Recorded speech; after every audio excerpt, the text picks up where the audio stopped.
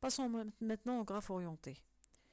Donc un graphe orienté G est défini via les deux éléments x, u et u, où G est le nombre de et le nom du graphe, et x est l'ensemble des sommets x1, x2 jusqu'à xn, et u est l'ensemble des arcs u1, u2 jusqu'à um. Dans ce cas, on dit que m est le nombre d'arcs et n est le nombre de sommets.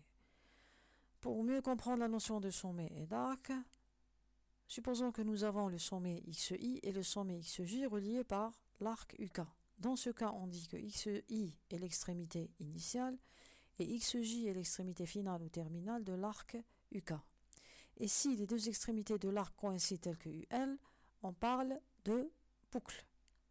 Dans ce cas, on dit que uk est défini via la paire xi, xj et ul via la paire xj, xj.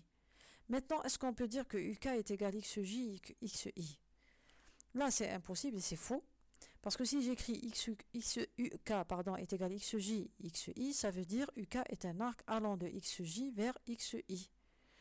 Donc cette définition correspond à un arc à sens opposé par rapport à l'arc uk. Donc cette égalité est fausse.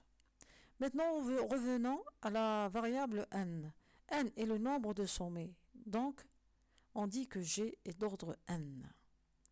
Soit le graphe G1x1 U1, et comme on peut le remarquer ici, nous avons x1 et l'ensemble des sommets A, B, C, D, et U1, nous avons l'ensemble des arcs U1, U2, U3 jusqu'à U8. Dans ce graphe, nous avons le nombre de sommets est égal à 4, donc on dit que le graphe G1 est d'ordre 4. Et M1 est le nombre d'arcs, donc il est égal à 8. Passons maintenant à la première notion des graphes orientés, degrés et demi-degrés d'un sommet. Donc nous avons le d plus x qui est appelé demi-degré extérieur. Et d plus x nous donne le nombre d'arcs ayant x comme extrémité initiale. Et d moins x et le demi-degré intérieur nous donne le nombre d'arcs ayant x comme extrémité terminale. Puis nous avons le degré de x qui est la somme des deux demi-degrés et ça nous donne le nombre d'arcs incidents à x, ça veut dire les arcs ayant x comme extrémité initiale ou terminale. Soit maintenant le graphe G de x2 U2. Nous avons le nombre d'arcs sortant de 1 est égal à 2. Nous avons le 1, 3 et 1, 1.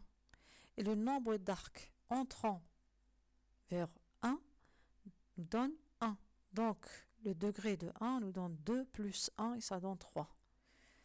Passons maintenant au sommet 2. Donc, le nombre d'arcs sortant de 2, nous avons juste l'arc de 3. Donc, ça me donne 1.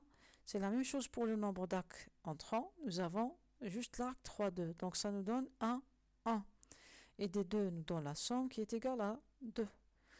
Pour le D plus 3, donc le nombre d'arcs sortant de 3, nous avons 3, 4 et 3, 2, ce qui donne 2. D moins 3, c'est le nombre d'arcs entrants. Donc là, j'ai 2 arcs entrants. Ce qui donne comme degré de 3, 2 plus 2 qui est égal à 4. Maintenant, passons au dernier sommet qui est le sommet 4. Nous avons le nombre d'arcs ayant 4 comme extrémité initiale est égal à 0. Et le nombre d'arcs ayant 4 comme extrémité terminale est égal à 1. Donc le degré de 4 est égal à 0 plus 1 est égal à 1.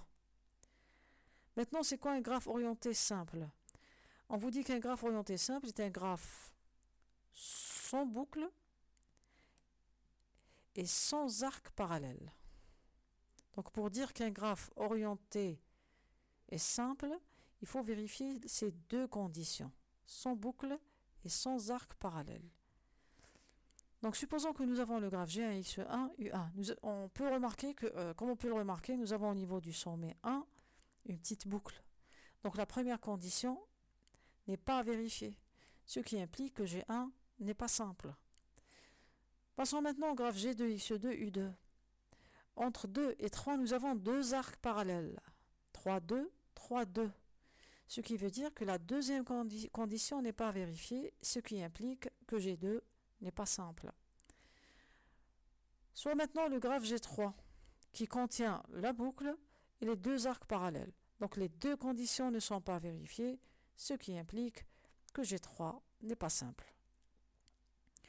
Concernant le graphe G4, on remarque qu'il ne contient ni boucle, ni arc parallèle, ce qui veut dire que G4 est un graphe orienté et simple. C'est quoi maintenant un graphe orienté complet? On vous dit qu'un graphe orienté complet doit être simple, première condition, et il existe deux arcs à sens opposé entre chaque paire de sommets. Supposons maintenant que nous avons le graphe G1, X1, U1. On remarque très bien qu'on a une boucle au niveau du sommet 1, ce qui veut dire que le graphe n'est pas simple, donc la première condition n'est pas vérifiée, ce qui implique que G1 n'est pas complet.